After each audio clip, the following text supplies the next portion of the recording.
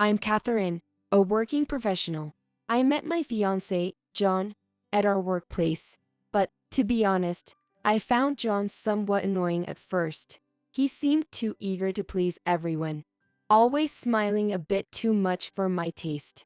On the other hand, I'm not good at sucking up to people, so naturally, we were like oil and water. However, an event happened that changed everything. It was during the Christmas party. At the party, I unfortunately ended up sitting next to John. Honestly, I thought, we don't agree on much, and I'm not a fan. When I tried bringing up the topic of hobbies, it turned out we both enjoyed solo camping, and we hit it off over that. I like solo camping because I can spend time by myself without worrying about anyone else. Honestly, I was surprised. I had thought John, who seemed so good at socializing, wouldn't be into that kind of thing. That seemingly opposite behavior made me more and more attracted to him. After that, we started talking about camping at work too. And then, we even started going camping together. It didn't take long for us to start dating. About 6 months into a relationship, John moved into my place. And thanks to a bit of pressure from me, we decided to get married. But then, I started notice something. Since we got married, something seemed off about John. He started complaining about everything. This food is inedible. It doesn't taste like anything. The thought of eating this every day horrifies me. He blamed me for a lot. That's why you're no good. You might be good at your job, but you're a disaster at housework. Then help out a bit. I'm busy right now. You're my wife. You should at least be able to do this much. And then he said something like this. Catherine, you're lucky to be able to marry me. Otherwise, you might not have found anyone else. And when I talked to him, it felt like his mind was elsewhere. Lately, there seemed to be a lot of contact from John's female friend, Emily. Emily is John's childhood friend, and his first love. I've never actually seen her, but I knew she existed. She's someone I was often compared to. Apparently, she's already married, and she was also favored by my in-laws. He said this when he was drunk. I was supposed to marry Emily. Then my parents would have been happy. John's parents wanted him to marry Emily. Their parents are good friends too, but Emily quickly married a doctor. Always knew she was calculating, went for a ride on the gravy train. John said, but there was no stopping the wedding now. The wedding I had planned everything for. On the wedding day, surprisingly, a female friend crashed the wedding. Of course, it was Emily. She was initially among the guests. Being a childhood friend, she was invited. The quiet Emily crashing the wedding during the cake cutting was unexpected. And now, the cake cutting. Wait a minute. Emily approached, stumbling, seemingly drunk. The guests watched nervously, unsure what was happening. What's the matter, Emily? So, you're Catherine. Huh? I'm cuter, aren't I? Emily looked me up and down. Really, John? You're okay with her? Hey, hold on. Catherine. I've heard all about it. Your cooking's atrocious, right? Hey, John. You've always been complaining, right? You know, like, Catherine's cooking sucks so bad I'd rather eat a bridge. That's terrible. I've got a great idea. John, let's cut the cake together. Why would you be the one to do that? Because I'm John's childhood friend. We've known each other forever. It's like our last project together. We're the ones cutting the cake, John said with a smirk. That's ridiculous. I'm the bride. I'm the childhood friend. Haha. Catherine, you're such a party pooper. Right, John? Exactly. The in-laws just watched and didn't stop anything. You're ruining the mood. Just go home now. John seemed drunk too. He piled on my misery. But, you know, I don't care. I said to John and Emily. The wedding I planned so hard. I muttered under my breath. I pretended to leave the wedding venue quietly. But the venue had already started to buzz. At that moment, the projector started playing a video on our childhood. I had asked the MC to play it as I left. And then, I headed straight for the bathroom. By the time I returned, the wedding seemed to have been called off, with guests starting to leave the venue. What's going on here? Why are you here? Who cares about that? Answer my question first. Yes, I went to the bathroom to see this. I had actually placed a spy at the venue. I wanted him to record everything. It was my cousin, Emily's husband, Charles, had stormed in. It was just a joke. No need to take it seriously. I won't do it again. I'm sorry. Really? Was all this just a joke to you? Emily's husband pointed at the projector, where, somehow, photos of John and Emily's affair had been swapped in. The remaining people at the venue watched in stunned silence. What is this? Who did this? This is some misunderstanding. No, it's a fabrication. There, John and Emily were enjoying a trip together. A kiss in the street, even photos of them entering a hotel. Yes, the culprit was me. It's my wedding, so I had to make sure everyone enjoyed it to the end. Emily's husband was already in on it. The wedding was planned by the two of us. Not with John, but with Emily's husband. Haha.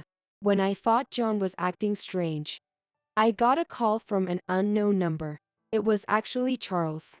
Charles had noticed something odd about Emily and hired a detective. And when he found out that Emily's affair was with John, he contacted me. Catherine, you're being deceived by John. Those two aren't just childhood friends.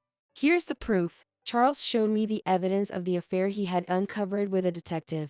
I had my suspicions, but it was still a shock. I can't just sit back and ignore this. But, as someone who's also been betrayed, I wanted to check how you felt. Now that I know, I can't just let this go. But how about we let them think they're getting away with it for a bit? I have a plan. And so, we became co-conspirators. We chose the wedding as the battleground. By this time, we knew Emily would be coming to the wedding. I didn't expect her to come drunk and join the cake cutting. And then I had to head home. So, I quickly called in the pinch hitter, Charles. Originally, the childhood video after the cake cutting was supposed to ruin everything. With the affair photos streaming, Charles would burst in. But thanks to that, the wedding was called off, and I can make John foot the bill for it, haha. It's not fabricated. I had a detective take those photos. Terrible. Did you doubt me? Obviously, I thought something was off with you recently. We're getting a divorce. This is all a misunderstanding. I was just deceived by John. Me? I always got calls from Emily. I've always seen John as my best friend to talk about anything. There's nothing romantic between us. So, physical involvement is okay with you? That's what you call infidelity. Emily was confronted with a divorce paper. You've got no home to return to. You're going to pay for betraying me. Wait a minute. I was just really lonely. After that, Charles ignored Emily and left alone. But it didn't end there. Anyway, I watched it all to the end and then went home. Once home, as expected, John bombarded me with calls. Even though I anticipated his calls, I ignored them. And about an hour later, the doorbell rang. I had actually summoned Emily's parents. Then, the door opened. Catherine, what's all this about? Why are you barging in? Did you set this up? What are you going to do about this? Emily, now homeless and confronted with a divorce, was also called to my house. John and Emily stormed into my place together. However, they froze in the living room. Emily's parents were there. You were having an affair with John? Your husband told us you're getting a divorce. I can't believe John was the other man. Sure, you two were childhood friends, and you even thought about marrying each other in the future. But you hurried off to marry your current husband. What were you dissatisfied with? He has a stable job and earns well, doesn't he? That's not enough. He never treats me like a princess.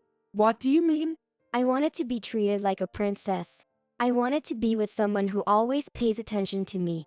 But my husband is always busy with work and never pays attention to me. You knew he was busy from the start, didn't you? Yes, but I was lonely. That's why I had an affair with John. John would listen to anything I said and treat me like a princess. I knew you always liked me.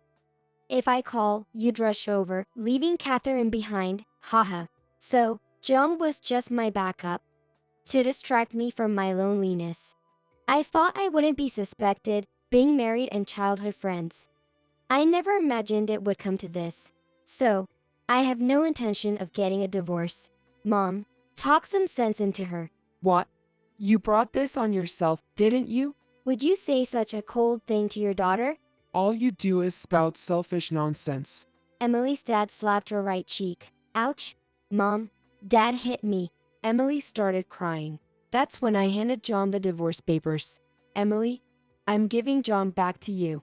I don't want him. I don't want him. I don't want him. I don't want to get divorced. Well, that's impossible. Then why did you crash the cake cutting? I was just so upset about my John. The alcohol was speaking, and I just felt so frustrated. Sigh. Ruining the wedding and then saying that. No way. Catherine, it was just a prank. We've always been into pranks since back in the day. How old are you again? H? Yes. 30 years old. Right? At that age, pranks like that are unacceptable, especially at a wedding. Don't you know TPO? Yes, I'm reflecting on my actions. Can we just call it a prank and cancel the divorce? No. Seriously, that's impossible. You cheated, didn't you? Cheating? It was a healthy sport. Don't joke with me. I never intended to leave you, Catherine. After all that, putting me down? Because, Catherine, you've been ignoring me lately. I just wanted some attention. So, you put me down for that? Like teasing the girl you like. How old are you again? 30 years old. Just sign this, anyway. Catherine, please reconsider. It's just a little affair. Okay. I'll let it slide this time.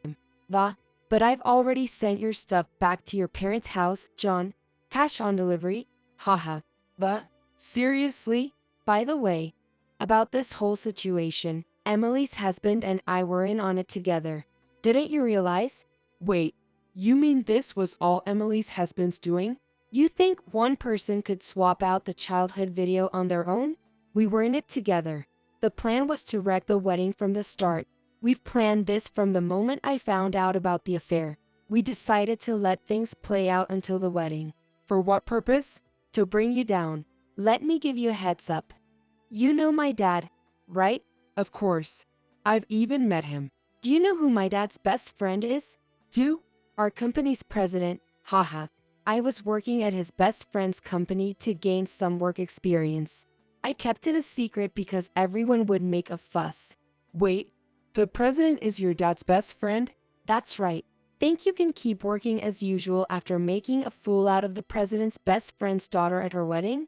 No way, right? And his company has a big contract with yours, you know, considering that might go away. Do you think they'll just let you be? That's low. What is? Who's the dirty one here, cheating on me with Emily behind my back, and I'm still the dirty one? Just then, John's phone rang. What should I do? It's the boss. If you won't answer, shall I? No. I'll answer it myself. Good luck then. I waved flippantly. Catherine, I am so sorry for what happened. Our daughter. We haven't raised her well. We'll take her back and re-educate her. Emily's parents apologized to me sincerely. I'm sorry you have to apologize for something that's not your fault. But Emily seemed like she didn't want to go back.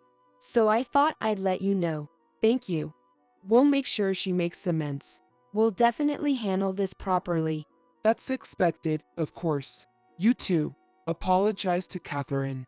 Emily's father forced her to apologize to me. Afterward, Emily and her parents left. John was the only one left. After finishing the call, he stood there, pale as a ghost. It's all over. How did it come to this? So, what did the call say? Demoted to the countryside. Being demoted isn't so bad. Given the times, they can't just fire you easily. It's all your own doing, isn't it? Even so, it's harsh. Do we really have to get divorced? Obviously. But I won't see Emily anymore. That's not the point. Marriage is all about trust. And I can't trust you anymore, John. That's why we can't stay together. All right. I just need to sign this, right? Finally, John agreed to the divorce and signed the papers. He left the house. John's figure seemed somehow smaller as he walked away. After that, I had the lawyers send a formal notice. It was to both John and Emily. I made sure to collect alimony from both of them. I even added the extra wedding expenses to John's bill. Then, John ended up quitting his job. The demotion made him uncomfortable, it seems. My workplace environment was the worst too. But for John, it must have been even more unbearable. He also had to deal with a lawsuit for alimony from Charles. Charles filed for alimony against Emily too, but her parents ended up covering it. Because Emily, being a housewife, had no money. They used the money from selling their house for the alimony. I felt bad for Emily's parents. Emily is reportedly missing now. Being a doctor, Charles was busy while Emily had a lot of freedom, from what it seems. She got caught up in a host club and even made secret debts. Her parents found out and kicked her out. John mentioned this when he showed up at my house. Emily had suddenly appeared at John's family home. She thought John would take her in as a last resort, even proposing marriage. However, even though she was his first love, he turned her down because it reminded him of the trauma of the wedding. John tried to get back together with me, but I firmly declined. He wouldn't leave and raise his voice, so I called the police. His vacant look scared me, so I got a restraining order for him. I'm really thriving now, being alone for the first time in a while. I realize how peaceful it is to be alone. I used to work and do chores, having no time for myself, but now, I can spend time on myself.